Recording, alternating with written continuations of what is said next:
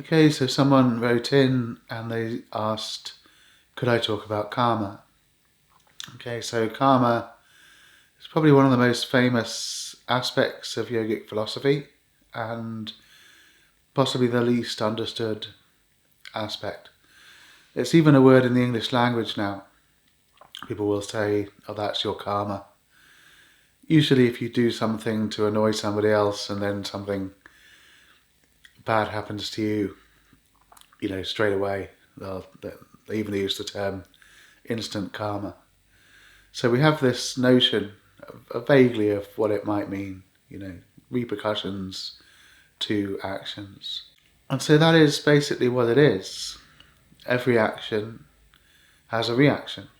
Every action that we do has some repercussion in the future. It might be very mild, it might be almost unnoticeable. Some actions have fairly major repercussions. So the word itself actually just means action, karma. But the use of the term in yoga is in this sense of every action having a repercussion. And we know this if we sit down to meditate. We're sitting there peacefully, bringing our attention to our meditation object, and then something comes up in the mind.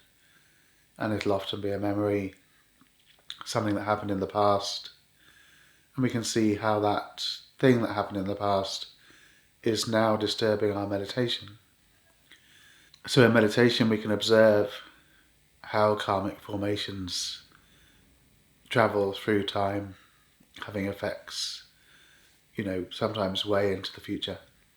And it isn't only actions that we perform that have karmic consequences, things that we say have karmic repercussions, and even things that we think, even thoughts, can affect our future state of mind. And also things that happen to us that might be out of our control. You're cycling down the road and you lose control on the ice and you slide and you crash. That's not something you decided to do, but even that will have karmic repercussions. And years later, you might see ice and be frightened. And there is both positive and negative karma. So something that happens to us that is harmful, that has negative repercussions, but someone might do something to help us. And then that also has karmic repercussions. If people help us in our childhood, we become more trusting towards people in general. So karma influences our state of mind.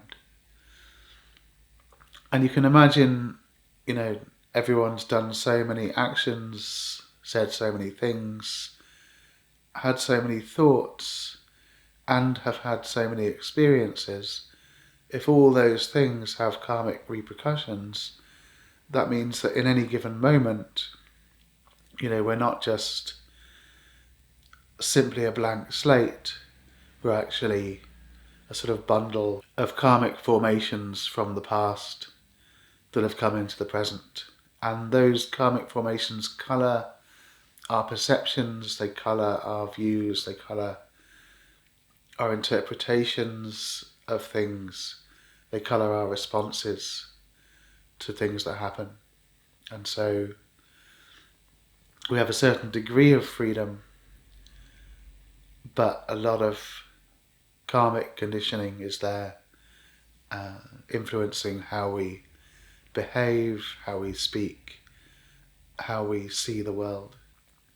And so we use the word habit, which is vasana in Sanskrit, and habits are simply karmic formations that are so strong that we find ourselves constantly doing them. We find it difficult to not do them. And then there's a deeper word in Sanskrit, which is samskaras, which means deep-rooted mental tendencies. So these are like very deep karmic formations that are very hard to dislodge. And so how useful is it, understanding this aspect of human nature? Well, it's useful in a few ways. One is simply seeing it, seeing that things that we do have repercussions, and those repercussions affect our present moment, that means that we can use discrimination and wisdom. We can actually change our karma. And we can change our karma simply by changing our actions. If we do things that have good consequences in the future, if we do those things now, we're actually changing our karma down the road, changing our karma for the future.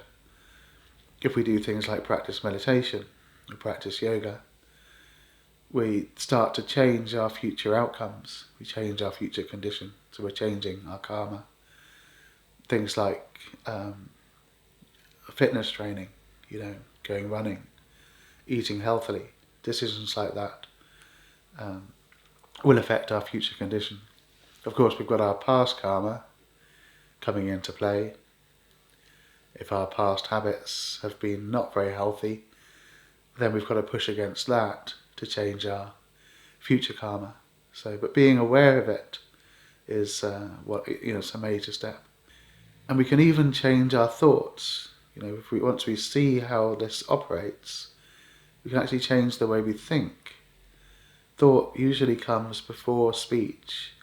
Hopefully, we think before we speak. And thought comes before action. So if our thoughts are pure, our speech will be pure and our actions are pure.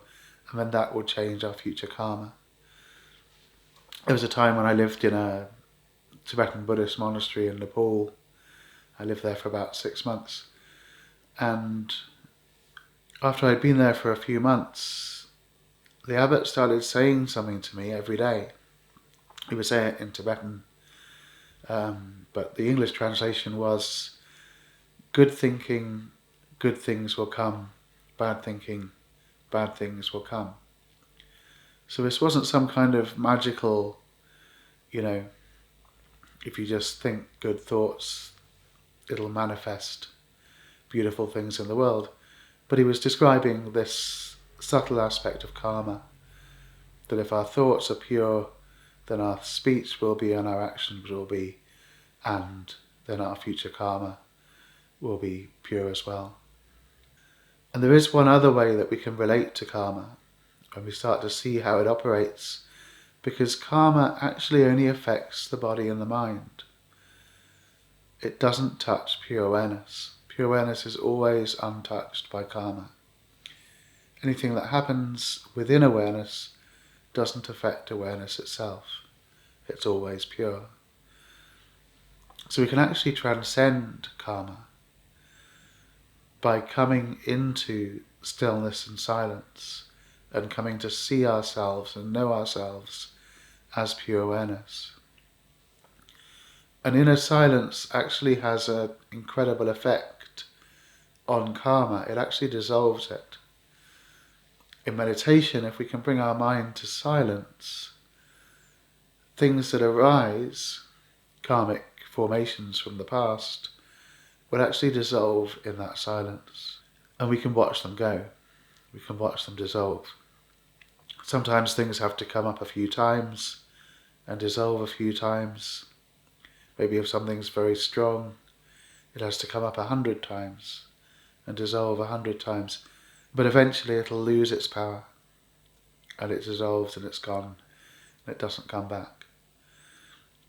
So if we're not doing things to create new negative karma and we're meditating, bringing our mind to silence every day, old karmic formations will dissolve in time. And we essentially transcend it by coming to see our true nature as pure awareness. Things will still be happening. There's actions in the world. Those actions still have karmic consequences, but they'll be very light. So this is where the line comes from in the Yoga Sutras, Yogasthita Vritti Nirodha. Yoga is the ending of the fluctuations in the mind and heart. Everything eventually just becomes pure and still, and we come to know ourselves as we truly are. We come to know our own nature, or Swarupa, as Patanjali puts it in the sutras.